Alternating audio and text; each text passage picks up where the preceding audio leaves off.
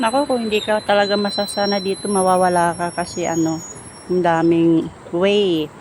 May kaliwat, kanan, north, south,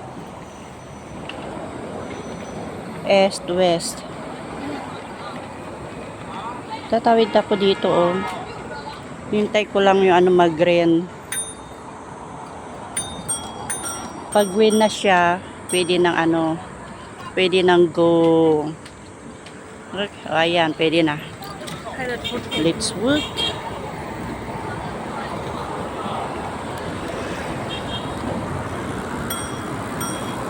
Ito ang kagandaan sa sa malawak na kalsada.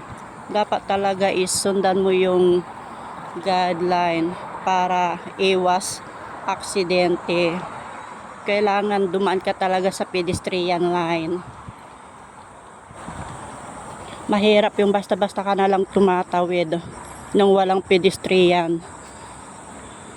Kasi yun,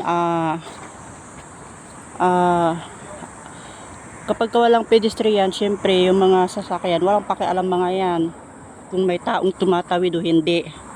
Kasi syempre,